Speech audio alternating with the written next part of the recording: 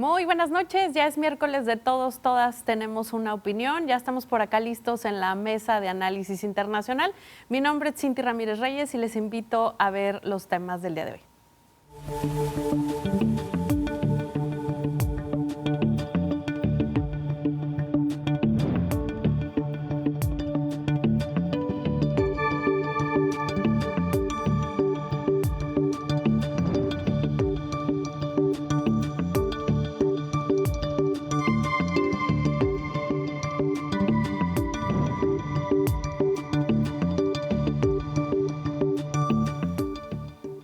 Pues daremos una vuelta como todos los miércoles por distintos continentes, pero antes les quiero presentar a quienes nos acompañan el día de hoy. Tenemos por acá al doctor Eduardo González Velázquez de la Escuela de Ciencias Sociales y Gobierno del TEC de Monterrey. ¿Qué tal? Buenas noches, un saludo. También está con nosotros el doctor Carlos Cerda, él también de la Escuela de Ciencias Sociales y Gobierno del TEC de Monterrey. ¿Qué tal? Buenas noches, un gusto de compartir la mesa con mis colegas y con el auditorio. Muy bienvenido, doctor. Y también está con nosotros el doctor Jaime Preciado, director del Centro de Estudios Latinoamericanos Avanzados de la Universidad de Guadalajara. Un gusto estar por aquí, un saludo a toda la audiencia. Oigan, pues empezamos con América Latina. Fíjese usted que hubo elecciones en Chile, se llevó a cabo la primera vuelta, estaríamos en espera de una segunda vuelta por ahí del 14 de diciembre de este año, pero los resultados son muy interesantes. Empiezo con el tema con mi querido Jaime. ¿Qué fue lo que vimos en la elección de Chile? Bueno, yo creo que estamos viendo como el cierre de un periodo de coaliciones que tenían fuerza para avanzar un modelo democrático, y ahora estas se encuentran un tanto cercadas por el auge de la extrema derecha, sobre todo, porque prácticamente es difícil encontrar un proyecto de centro derecha, y entonces lo que se debatió fue las diferencias entre el proyecto de la señora Janet, que es integrante del Partido Comunista, fue ministra de Comercio, si mal no recuerdo, durante el gobierno de de Boric, y pues que tuvo un papel relativamente cercano al voto duro que había manifestado estas concertaciones y coaliciones, pero en donde hay tres candidatos que emergen con mucha fuerza, en particular el que queda en segundo lugar, el señor Kast, que pues representa un proyecto muy basado en la Constitución que dejó Pinochet y en las ideas autoritarias que vienen de esa parte. Los otros dos candidatos también, curiosamente, paradójicamente y lamentablemente, tienen nexos muy estrechos con el nazismo en la historia mundial y la de Chile en particular. Entonces, fue una elección muy marcada por eso, en donde los pronósticos son muy reservados respecto a lo que puede pasar en la segunda vuelta, porque el 8 de diciembre van a tener elecciones nuevamente para, entre los dos candidatos más votados, tener un espacio. Quisiera pedirle a la producción que nos regale una gráfica de los resultados electorales para que podamos verla en conjunto. Justamente ya nos mencionaba el doctor Jaime Preciado, quien gana esta primera vuelta es Janet Jara, del Partido Comunista, fue secretaria del Trabajo con Boric. También en su momento fue secretaria del área social con el gobierno de Michelle Bachelet, ya hace algunos años, y entonces ella gana la elección, pero aquí la sorpresa es que se esperaba que su distancia fuera mayor respecto del segundo lugar, que sería José Antonio Kast.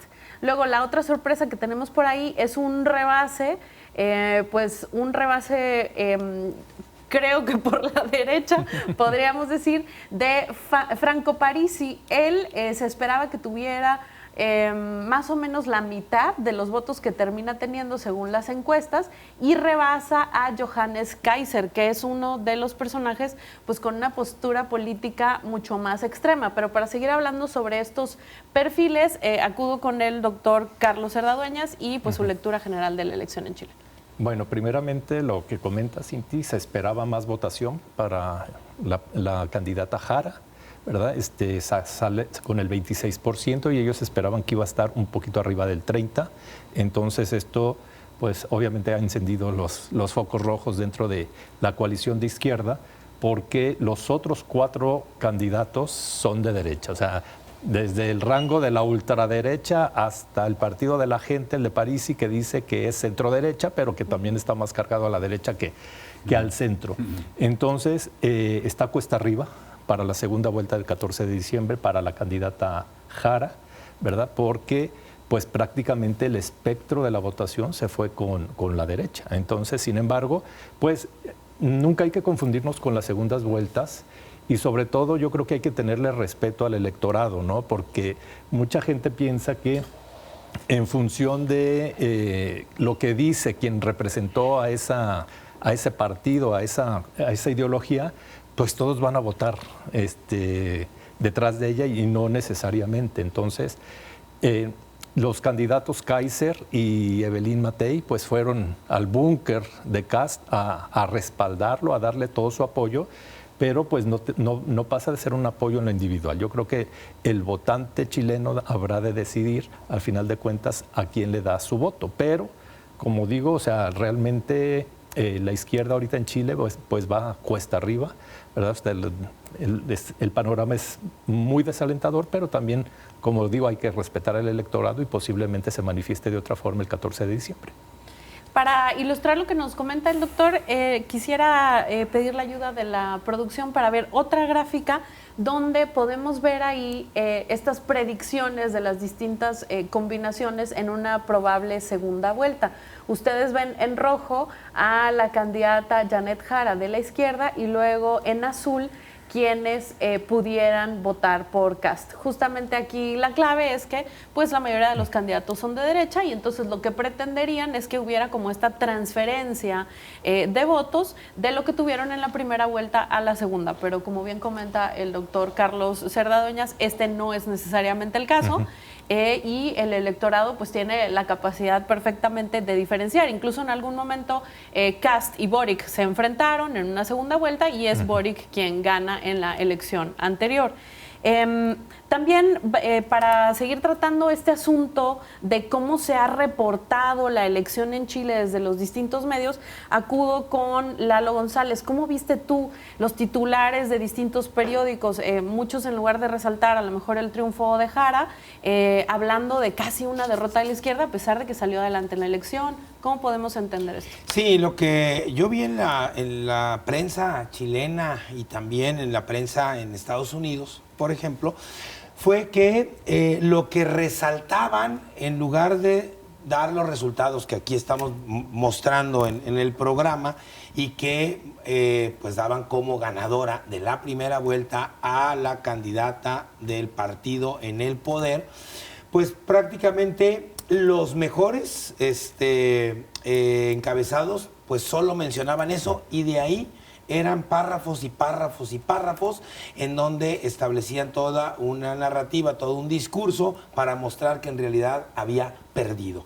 Ganó, pero perdiendo, decían pues varios de los periódicos de derecha o de extrema derecha que estaban reportando eso. Entonces, a mí me parece que ese punto es importante, no hay que perderlo de vista. Desde luego que sí, esperaban más de 30 puntos, algunos hablan hasta de 34 puntos porcentuales en la elección, tuvieron menos, pero eso pues no quiere decir que esta candidata haya perdido las elecciones, por un lado. Y por otro, también me parece que lo que vimos el fin de semana pasado refleja dos cosas que creo que son muy importantes y no podemos perder de vista. La primera, la incapacidad que ha tenido la izquierda latinoamericana en varios países para cumplir sus promesas por las cuales han sido votados, para sacar a la derecha, llevar a proyectos de izquierda y que por diversas razones, desde un peso histórico frente a lo que se encuentran cuando llegan al poder, pero también a la incapacidad para operar cambios que la gente está esperando, pues salen y votan nuevamente por opciones que no son de la izquierda. Y como un punto que me parece muy importante que nos puede mostrar este asunto es que prácticamente desde la transición a la democracia, Chile sigue viviendo en un esquema constitucional de 1980. puesto por Augusto Pinochet. Así sea Bachelet, Patricio Aylwin, Laos, quien sea, no han tocado ese esquema. Y entonces me parece que mientras esa herencia de Pinochet la tengamos, pues para muchos seguirá siendo el triunfador, aunque no esté presente en las elecciones. Yo creo que eso también es importante remarcarlo, y es una, digamos, una tarea pendiente que tiene la izquierda en Chile. Doctor Carlos. Pero recordemos que sí lo intentó. Sí, Sí, no. hubo Sí, sí, sí. una constitución, sí se elaboró una nueva constitución, pero el pueblo no estuvo de acuerdo Así con es, ella. llegó Entonces, hasta ahí. bueno, Ajá. de alguna manera ratificó efectivamente el esquema pinochetista, que es el que sigue vigente. Así es. Así es, Jaime. Yo quisiera resaltar algo de lo que ya señaló Lalo, que es que los gobiernos de izquierda se centran como en una paradoja, que es al mismo tiempo que hay un hiperpresidencialismo en confiar en que una figura va a sacar los problemas adelante, hay un contrapeso importante en el poder legislativo, y el caso de Chile es muy sintomático, porque de 297 escaños, los partidos de derecha ganaron 155. Entonces, no es una mayoría calificada, pero sí van a tender a tratar de llevar agua para el molino del gobierno en turno.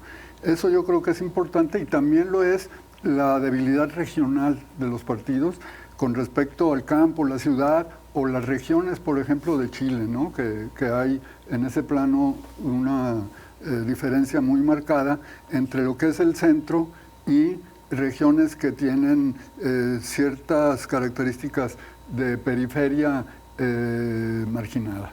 Me parece que tenemos de hecho un mapa del voto por regiones que ilustra justamente lo que nos estaba comentando Jaime.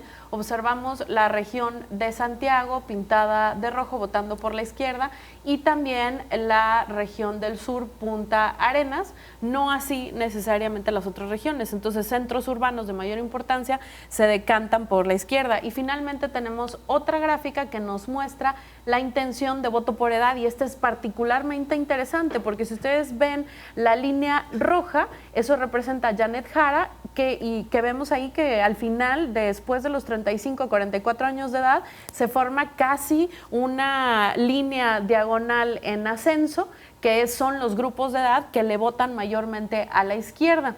Si comparamos la intención de voto de los más jóvenes, menores de 25 años, con la línea azul marino, que sería la de Kast, pues vemos que los jóvenes están votando más a la ultraderecha. Entonces, sin duda, es pues una serie de gráficos muy importantes del periódico español El País que nos ayudan a entender lo que vimos este fin de semana. Les quiero recordar que nos sigan en @JaliscoTV y @NotiJaliscoTV. Vamos a una pausa y volvemos.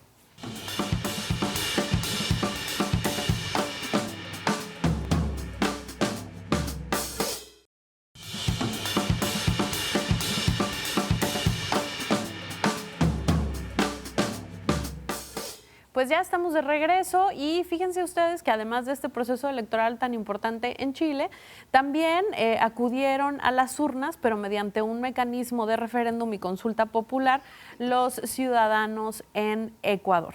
Allá el presidente Noboa pues somete a esta consulta del electorado 4 preguntas principales que tenían que ver con qué, Lalo González. Sí, así es. Es un llamado a la población a que pues se manifiesten sobre 4 asuntos que creo que son importantes y que de alguna manera pues podían prefigurar el gobierno de Noboa. Tenía que ver con crear un nuevo constituyente, que dijeron que no. Quitarle o reducirle el apoyo financiero a los partidos políticos, y dijeron que no. Algo muy interesante, también dijeron que no a las bases militares extranjeras, y una más a acá la tenía a la reducción de los asambleístas, y también dijeron que no. Fíjense, a mí me parece que esto es muy interesante si lo cruzamos con lo que mencionaba en el bloque anterior, Jaime. Es decir, por momentos a mí me parece que las lecturas que hacemos desde México, no solamente hacia Estados Unidos o al resto de América Latina, tienen que ver mucho con la manera en la que nuestro sistema político mexicano se mueve. Y entonces nos cuesta a veces trabajo entender cómo en países de Sudamérica, pues muchas veces lo que pide o lo que promueve el Ejecutivo es detenido por el Legislativo, pero también por los ciudadanos. El caso de este programa y este pacto de paz en Colombia, que finalmente fueron los ciudadanos los que dijeron no. La Constitución de Chile. Y la Constitución de Chile también. O sea, llegan y dicen no lo queremos. Y desde nuestro espacio político parecería como que, pues si lo está impulsando el presidente es que siente que la gente lo va a apoyar. Y bueno, las 4 preguntas, ninguna pasó, y además todas con un poquito más del 60%, solo una, la de las bases militares y la de reducir los asambleístas con menos del 60%, pero las 2 anteriores, las 2 primeras, con más del 60% de no. Eso es un golpe fuerte para el gobierno de Noboa, ¿no, doctor Carlos? Bastante fuerte, ¿verdad? Incluso él ya lo reconoció, el día de ayer ya hizo 7 cambios en su gabinete, ¿no? Aquí lo que yo quiero resaltar es que de las 4 preguntas, 3 eran referéndums o referenda, ¿no? O sea, que tienen efectos vinculantes. El de las bases militares, acuérdense que Ecuador tenía bases militares, durante el gobierno de Correa salen estas bases, y ahora que Noboa es uno de los aliados de Trump, pues como que quería darle ese regalito en bandeja de plata al presidente de los Estados Unidos. La otra cuestión era el financiamiento a los partidos políticos, ¿no? O sea, también él se decantaba por eso y el pueblo le dice que no. Entonces, esto ya tiene un efecto vinculante, ya no lo va a poder hacer, ya no va a poder tramitar iniciativas de ley en ese sentido. Y la otra cuestión, pues, la reducción de los asambleístas. La que era consulta popular, no con efecto vinculante, era de la consulta a un nuevo constituyente para que elaborara una nueva constitución. La Constitución del Ecuador data del 2008, es una constitución de las más jóvenes de América Latina. Entonces, la de nosotros tiene 125 años, ¿no? O sea, aquella con 17 años y ya la querían cambiar, y aquí también, pues el 60% de la gente le dijo no, esa constitución se queda. Entonces, desde luego que representa un golpe político devastador para Noboa. Él mismo lo reconoció, él mismo dice, bueno, pues sí, tengo que aceptar los resultados de estos referenda y esta consulta, y esto hace que vuelva a recomponer su gobierno, que tampoco anda tan bien, ¿no? Y recuerden también que él gana la elección no con un margen muy amplio, entonces también ahí la legitimidad pues está en entredicho. Él en su primer periodo también convocó a referéndums y a consultas y le fue bien, entonces él creía que por ahí iba a ir, pero pues ahora los resultados le fueron completamente adversos y yo creo que no lo vislumbraba. Así es, quizás confiando en que había ganado su reelección, pues somete a votación estas cosas y el pueblo ecuatoriano dice que permanezca la Constitución, que permanezca el tamaño de la Asamblea, rechazo total a bases militares extranjeras en el Ecuador. Recordemos que es con Correa, justamente como mencionaba el doctor Cerda, en el año 2009, que se cierra la última base militar de Estados Unidos en el Ecuador. Creo que ahí hay un tema interesante cuando la secretaria de Seguridad Interior de Estados Unidos, Kristi Noem, visita hace algunos días previos a este referéndum, visita Ecuador y le llevan a visitar un sitio que albergaba una base militar estadounidense. Quizás eso no le gustó al pueblo ecuatoriano y entonces dicen no, queremos continuar sin bases militares extranjeras en nuestro país. Querido Jaime, ¿cómo ves? Ahí tenemos otra cosa que celebrar y que es que la intromisión del gobierno de Estados Unidos en los procesos electorales es creciente y que el pueblo ecuatoriano supo medir esas consecuencias. Ahora bien, quisiera hacer un par de matices. Por un lado, yo creo que la experiencia en Ecuador alrededor de estas formas de democracia participativa es muy importante. Cuando fueron las elecciones de Noboa, al mismo tiempo se votó una consulta popular para ver si la reserva de Yasuní se respetaba, que es donde es un campo petrolero gigantesco, el más importante de Ecuador. Y por otro lado, la zona minera del Chacó, ecuatoriano que está alrededor de la ciudad de Quito. Entonces, también fue un referéndum con una muy buena votación favorable hacia la conservación. Y por otro lado, matizar también lo que toca a las bases militares. En un artículo que leí en estos días, una compañera, Tamara Lachman, señalaba que si bien es cierto que la base de Manta ya se había deshecho cuando el gobierno de Correa, estaban algunas en el continente, pero el principal punto es las Islas Galápagos. Ahí es donde se completa un esquema de seguridad pacífico que es de vital importancia, y lo que mantiene a Estados Unidos allí es algo más vinculado con aspectos militares administrativos de construcción, pero que de todos modos abren la puerta para una presencia militar que va a estar a la discreción de la complicidad del Poder Ejecutivo en ese país. Interesante, también muy interesante a considerar, pues, qué habrá ocurrido en el pensamiento del electorado a partir de lo que hemos visto todos en cuanto a los ataques a las lanchas con vinculación al narcotráfico, y cómo su presidente pues se ha mostrado muy en alianza con Trump respecto al tema del combate al narcotráfico. Entonces, bueno, sin duda muy interesante el panorama en el Ecuador. Ahora queremos movernos, fíjense ustedes, a Europa, y un desarrollo muy importante que se dio a conocer en estos días, específicamente alrededor del área de los Balcanes. Fíjense ustedes que se dio a conocer en estos días que personajes de Italia, pero también España y otros países muy ricos en los años 90 parece que pagaron boletos para ir a la guerra de Bosnia, que comenzó en el 92, específicamente a la zona alrededor de la ciudad de Sarajevo, ciudad capital de Bosnia-Herzegovina, y que pagaron paquetes turísticos de hasta 100,000 euros por participar como francotiradores tirando contra pues civiles de la ciudad de Sarajevo.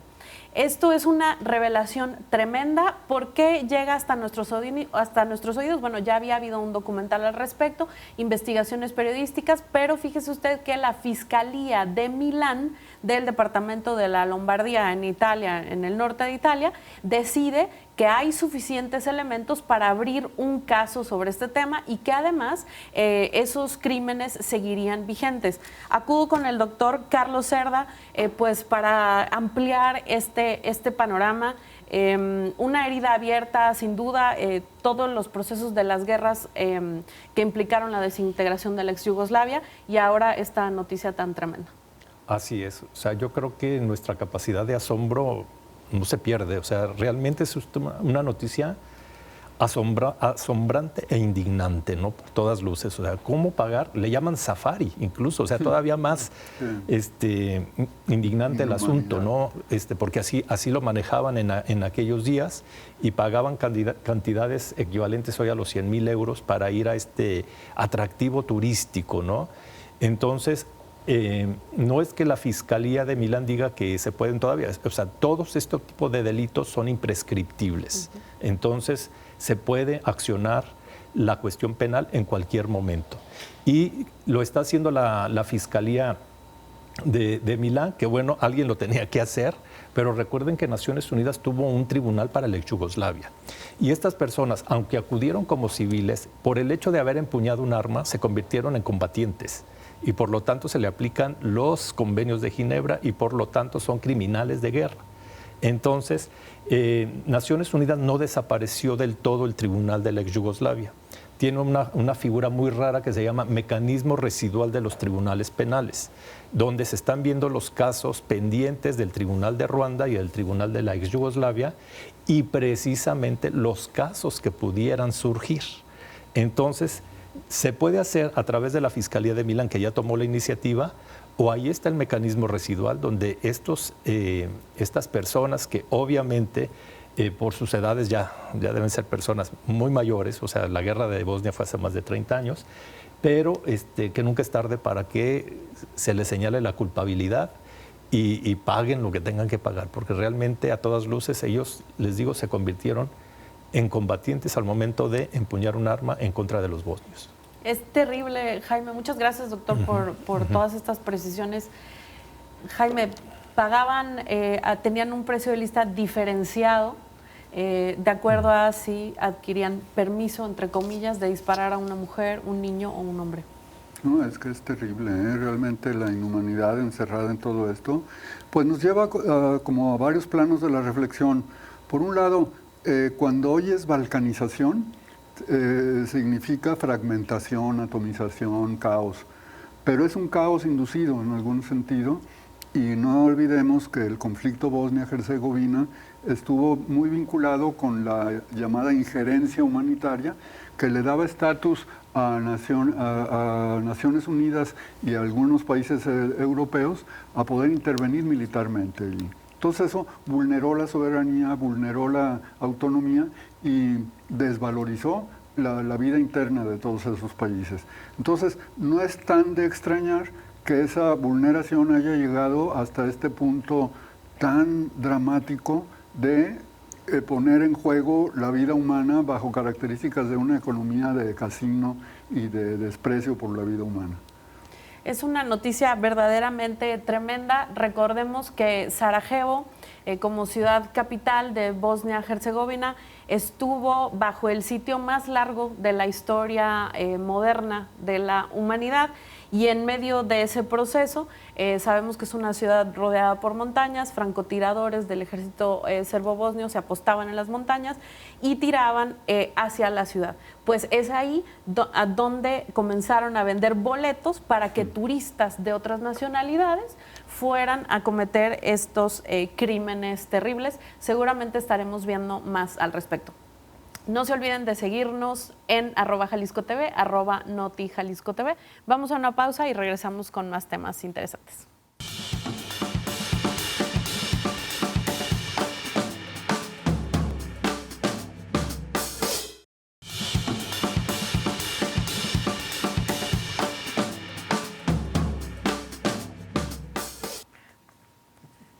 ¿Qué tal? Pues ya estamos de regreso.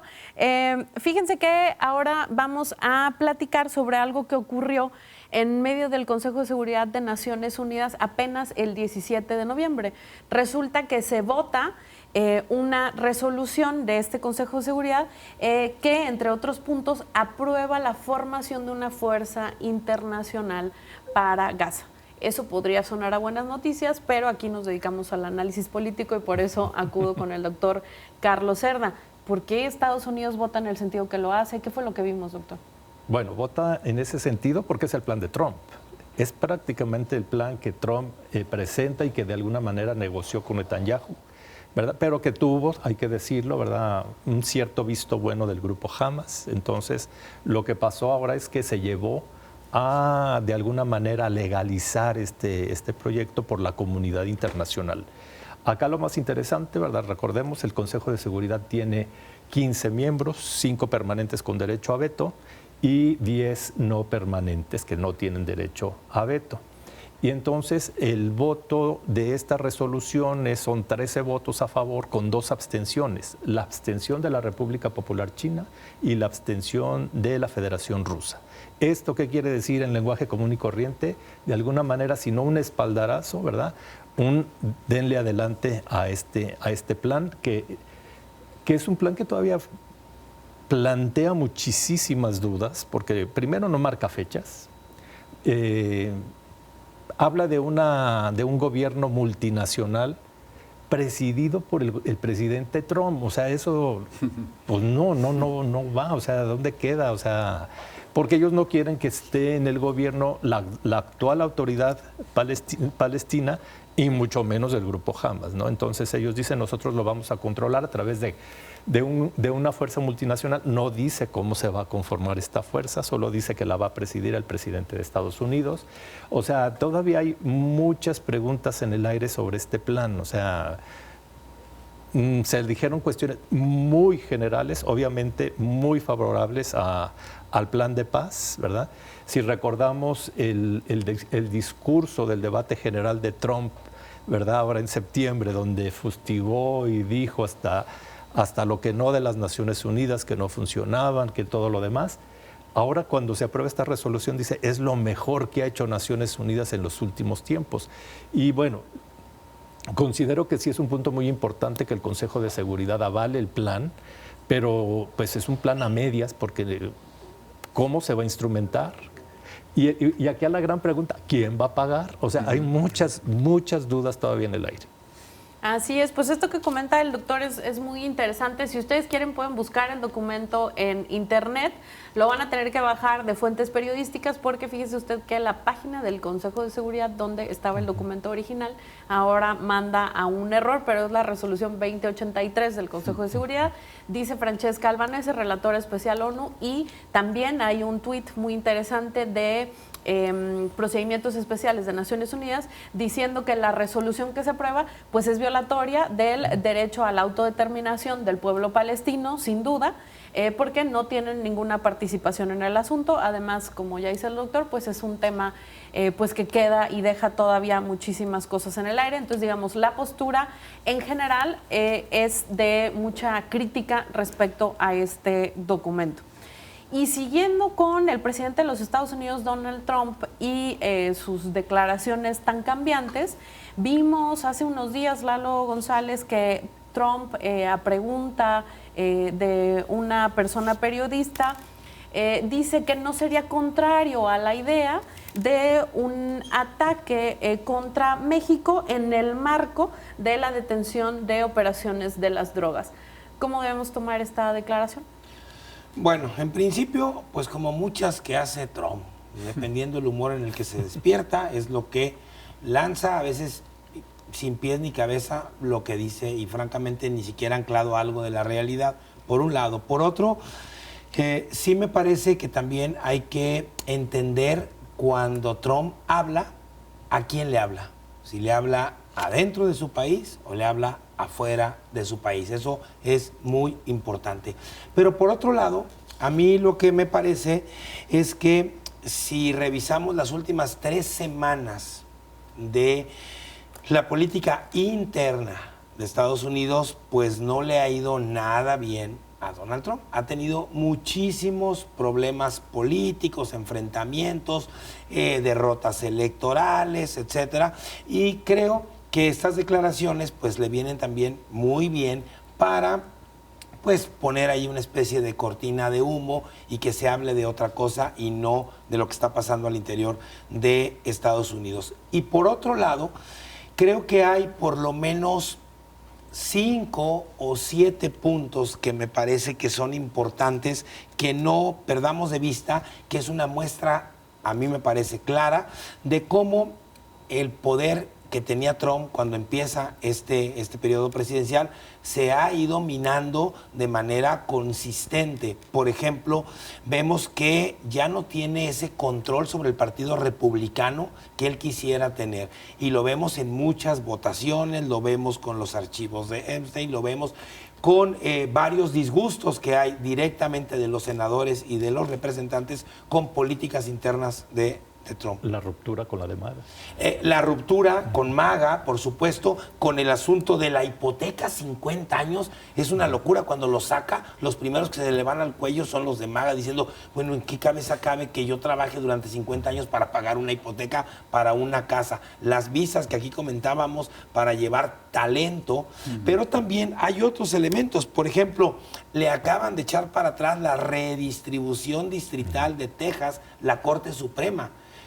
Y esto no va a echar atrás, por lo menos hasta este momento, lo de California, con la proposición 50. Pero por otro lado, Indiana ya levantó la mano y dijo, aquí no queremos la redistritación. O sea, también los republicanos están en contra de esto. Y algo que me parece que es muy importante, esto que se conoce como la obstrucción parlamentaria, lo cual quiere decir que pues la mayoría de las leyes de gran calado que pasan por el Senado no pueden ser aprobadas con menos de 60 votos de la Cámara Alta. Esto no es propio de Trump. Muchos presidentes atrás han querido cambiarla y el líder del Senado le dijo, eso no va a pasar, eso no va a suceder. Y finalmente el indulto que acaba de dar para los que toman el Capitolio, cuando quiere dar este golpe de Estado, pues resulta que el indulto es para para asuntos federales, no estatales, y ya levantó la mano Nevada y Georgia diciendo aquí estas personas tienen cuentas pendientes estatales. Por lo tanto, si usted insiste en quererlos proteger, estaría también en el banquillo en Georgia y en Nevada, cosa que me parece que le importa muy poco a un convicto como Trump. Entonces yo creo que el escenario en este momento interno es muy complicado para Trump y muestra claramente cómo ha ido perdiendo poder de manera sistemática, no solamente con su base, sino con los republicanos y con la población en general. Estimado Jaime, semanas complicadas para Trump, y junto con esto el asunto de que dice que va a eliminar aranceles a café, carne y cacao. Café, pues eso beneficiaría, por ejemplo, a Colombia, también el tema del cacao, y eso que no se lleva bien con Petro. Entonces, ¿será parte de esta racha como no tan positiva que le ha seguido últimamente? ¿O cómo podemos entender todo esto? Yo creo que él está obligado a ver las fuentes del descontento. Y en primer lugar está el costo de la vida. Es decir, todo eso que él quería grabar y que es parte de la canasta más o menos usual, por no decir básica, de consumo, pues afecta, ¿no?, directamente. Y ese 38% que tiene actualmente de aceptación, pues tiene que estar buscando en ese tema, en lo que tiene que ver con la no publicación del reporte sobre Brian Epstein, que el Partido Republicano se vio obligado, ¿no?, a realmente hacerlo, y que pues sigue jugando en varias pistas, porque yo esto de México lo relacionaría como nado sincronizado con la oposición de ultraderecha en México.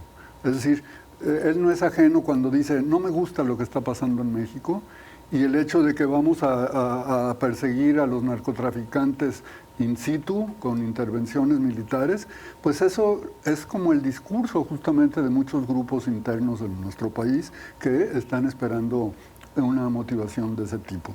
Y por último, ahora que estábamos hablando del plan para Gaza y Medio Oriente, la visita de Mohammed bin Salman, que trae a colación el papel que juega Arabia Saudita en esos términos de que es el rico del Medio Oriente, y que la pacificación pasa por un acuerdo entre Arabia Saudita e Israel, pero que no puede transitar por el hecho de la exigencia saudita de un Estado palestino, cosa que no está en el plan al que nos habíamos referido antes. Entonces, este embrollo de temas abiertos en todos los planos mundiales, con actitudes así muy rocambolescas en muchos de los casos, hace como que el sentido común y la opinión general estén bamboleando y estén sufriendo todos estos desgastes en la aceptación interna.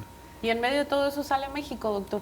Sí, bueno, quiero antes conjugar dos comentarios que hicieron mis colegas. Primero, pues que le está yendo muy mal, y lo de los aranceles, yo creo que es uno de los golpes más fuertes para, ¿verdad?, para un personaje tan ególatra. Y lo que se dice es que la Corte Trump, Suprema, ¿no?, va a meter mano ahí. Y la Corte Suprema se entendía que era un aliado ya, porque hay o sea, primero ya es una corte conservadora, pero varios de los justices, como se les dice allá, pues él los puso en el primer cuatrienio, entonces le responde de alguna manera, y la que no le estaba respondiendo, ya le tuvo que responder porque ya habían mandado toda la carga en contra de ella. Entonces, es muy interesante que la redistritación ya se la haya rechazado esta corte, que él entiende es su aliada.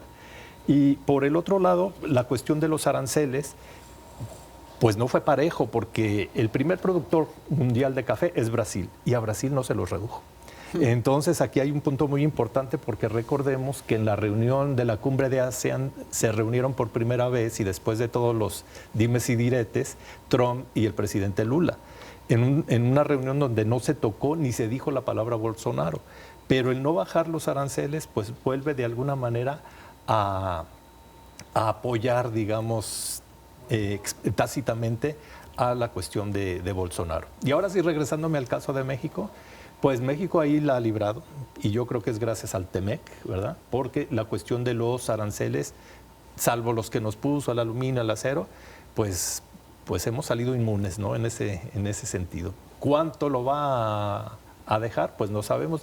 El secretario de Economía, Ebrard, dijo que ya está negociado el nuevo TEMEC, que en enero se va a dar a conocer el nuevo texto. Pues vamos a ver en qué sentido viene. Así es, pues parece largo de aquí a enero, pero estaremos sin duda muy pendientes.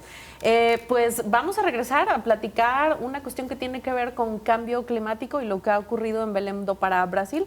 Entonces, no se vayan, vamos a una pausa y volvemos.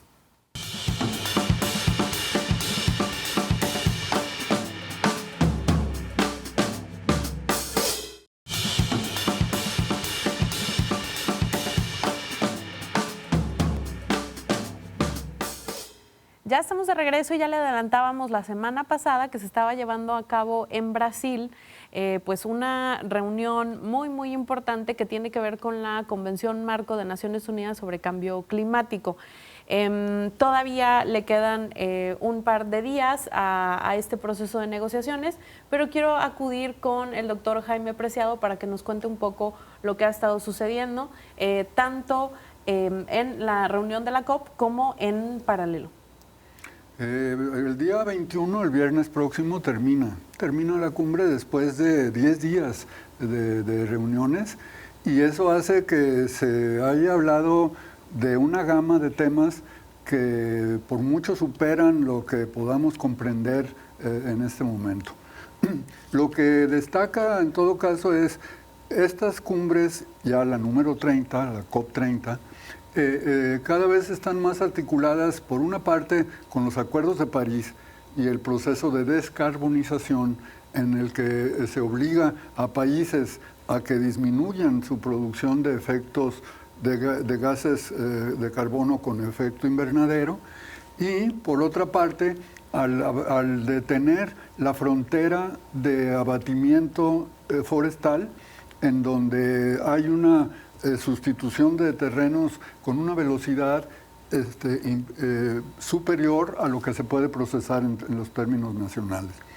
Otra de las características que tomó esta cumbre es que su lema, su objetivo central, estaba destinado a generar compromisos país por país. Y eso, claro, sin la presencia de Estados Unidos, porque sabemos que se salió de los acuerdos de París y que no mandó una delegación consistente a la COP30. De ahí que no haya compromiso por parte de Estados Unidos, pero sí se está buscando que dentro de las finanzas nacionales se tome en cuenta un cierto techo presupuestal para poder incidir en eso. Y por último, yo creo que la cumbre esta dejó muy en claro algo que yo he venido insistiendo, y que es la emergencia del multilateralismo de lo social.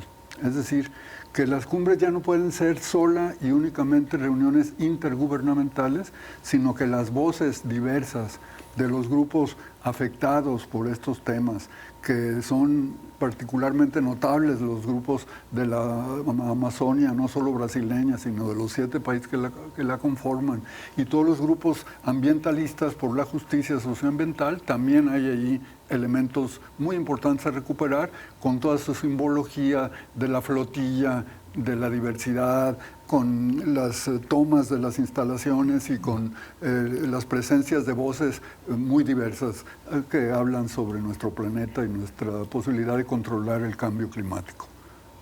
Híjole, gracias, Jaime. En medio de tantos temas que tienen que ver con lo militar, ¿dónde queda el asunto medioambiental? ¿Cómo ha visto usted esta cumbre? Bueno, quiero referirme a un comentario del doctor Preciado y luego ya voy a la pregunta, y es la participación de Estados Unidos, ¿verdad? O sea, el Acuerdo de París se firma en diciembre del 2015 y por una orden ejecutiva el presidente Obama suscribe a los Estados Unidos. Llega Trump, se salen. Llega Biden, se regresan. Vuelve a llegar Trump y se vuelven a salir. Entonces, ha sido una constante de los gobiernos republicanos no asistir a las COPs, ¿verdad? Las conferencias de las partes. Y eso, ¿verdad? Igual que en lo de la Agenda 2030 y en el tema ambiental, eso abre el escenario para los gobiernos locales. Entonces, eso es lo que yo quiero hacer una referencia, porque quien se llevó ahí los reflectores pues fue el gobernador de California, que esto pues le va a servir de alguna manera para, como plataforma, como una de las otras, pero una plataforma internacional para una eventual candidatura a la presidencia de los Estados Unidos. Entonces, eso suele suceder porque, y ellos dicen, y el foro les abre los espacios de decir, pues como no vino el gobierno de Estados Unidos, hablen ustedes, que son los gobiernos locales, los gobiernos tanto de los estados como de algunas ciudades importantes. Eso por un lado.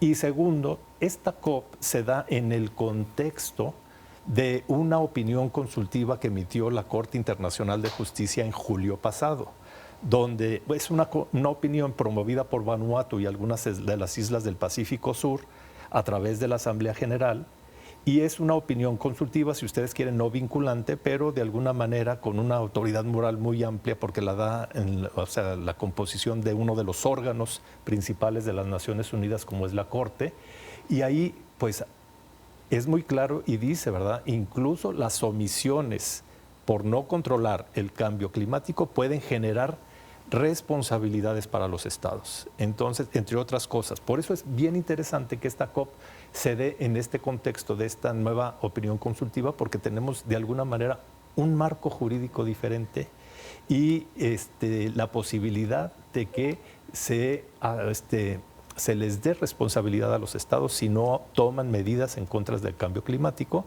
que son la posición de los negacionistas. Entonces, por eso se me hace que esta COP es diferente en ese sentido y que sí se está avanzando en la cuestión de medioambiental.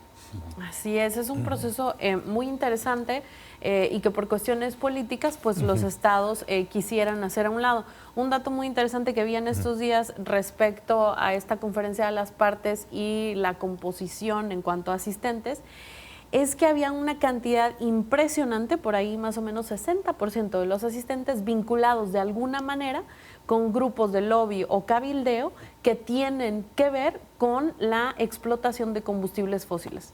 En una reunión que tiene que ver con cambio climático y con frenar este tipo de temas, ¿no? Entonces, lo que ocurre en el terreno es sin duda muy interesante y bueno, tendríamos que agradecer a quienes se manifiestan en torno a este tipo de reuniones porque pues se dan cuenta que este tipo de cosas están ocurriendo.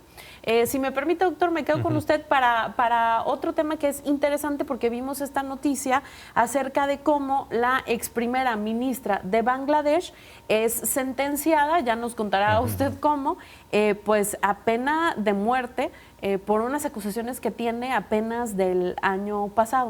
¿Qué es un poco lo que está ocurriendo por ahí? Hay que recordar lo que pasó precisamente en Bangladesh, o Bangladesh, como es en español, el año pasado. En julio ella cae por los levantamientos de la famosísima generación Z, ¿no? Entonces ella tiene que huir del país, habiendo gobernado y siendo la mujer fuerte de Bangladesh desde el 2009 hasta el año pasado. Pero reprimieron de una forma brutal las manifestaciones que se dieron, sobre todo esta generación Z, que terminaron finalmente en la huida de ella del país y su eventual pues asilo, porque ahorita más o menos, no sé si pueda calificarse de asilo, pero está en la India. Entonces, un tribunal que se llama Tribunal de Crímenes Internacionales, pero que no es un tribunal internacional, es un tribunal doméstico de Bangladesh, la condena a pena de muerte por, las cifras son muy oscilantes, pero entre 1,000 y más de 2,000 muertos por las represiones a las manifestaciones de junio-julio del año pasado. Esto es interesante porque, bueno, desde el punto de vista de la teoría general del derecho penal, no se acepta mucho un juicio en ausencia. ¿Por qué? Pues porque no hay una defensa de parte del inculpado, en este caso de la inculpada, ¿no? Entonces, los penalistas sí son muy reacios a considerar este tipo de juicios, porque ella no se manifestó. Entonces, ya hay una sentencia que la condena a pena de muerte, ¿verdad?, en un juicio en ausencia. Y tiene 30 días para apelar siempre y cuando se presente personalmente en el tribunal para hacerlo. Entonces, acá viene también la segunda parte. ¿Qué va a pasar? Porque ellos ya solicitaron al gobierno de la India la entregue. Sin embargo, pues tendrían que seguirse los pasos del gobierno del tratado de extradición que existe entre estos dos países y ver si realmente India pues no le da ahora sí ya el estatuto de asilo político y dice pues no voy a cumplir el tratado de extradición porque la voy a proteger políticamente, ¿verdad? Hasta ahorita Bangladesh ha dicho que no procede que le nieguen la extradición por el tipo de delitos que fueron, y algunos consideran que aquí se está tratando una cuestión política, lo cual el tratado de extradición exceptúa. Pero entonces, ¿cuál va a ser el criterio imperante en esta cuestión? Pues estará por verse, pero digo, no le estoy defendiendo, pero pues la pena de muerte creo que no es la solución en ninguno de los casos. Así es, tendremos que estar pendiente de lo que dice el gobierno de la India y pues justamente cuál termina siendo el criterio. Y fíjense que finalmente queremos mencionar que tal vez vieron por ahí en redes sociales que hubo un accidente terrible en una mina en el Congo, con decenas de personas muertas, pero lo que queremos contribuir aquí es una lectura política al respecto. Lalo González. Pues a mí me parece que lo que vimos en el Congo es una muestra actual de nuestro tiempo, de una práctica constante de saqueo, de robo que han llevado a cabo naciones europeas en África y en América Latina a partir de la explotación minera. Las condiciones de la minería en estos dos espacios, América Latina y África, históricamente en América Latina, desde la llegada de los españoles hasta el día de hoy, son verdaderamente inhumanas. Y lo que vimos en el Congo es una muestra clarísima de cómo lo que importa es el saqueo de la riqueza de estos países, de estos continentes. Me parece que es necesario que además de que se deje de hacer estas prácticas de afuera hacia adentro, los gobiernos nacionales hagan lo necesario por evitar estas prácticas. En México las vemos incluso con mineras canadienses apostadas en nuestro país. Ahí nada más quisiera hacer la aclaración. Este accidente se dio en la provincia de Luluaba, al sur de la República Democrática del Congo, donde la gran mayoría de las concesiones mineras son chinas. Son chinas y no es la primera, o sea, el pueblo se ha manifestado en contra de la presencia de los chinos, incluso linchando a chinos, y hoy se da este trágico accidente que revive este debate de la presencia de los chinos explotando los recursos. Esta mina es de cobalto, pero aquí en este lugar la gran mayoría de las explotaciones mineras son por parte de los chinos. Híjole, pues como bien decían, una continuación de un proceso de explotación histórico. Esto ha sido Toro por hoy. Quiero agradecer a Lalo González, Carlos Cerda, Jaime Preciado por haber estado con nosotros y desde luego a ustedes que nos ven. Hasta la próxima.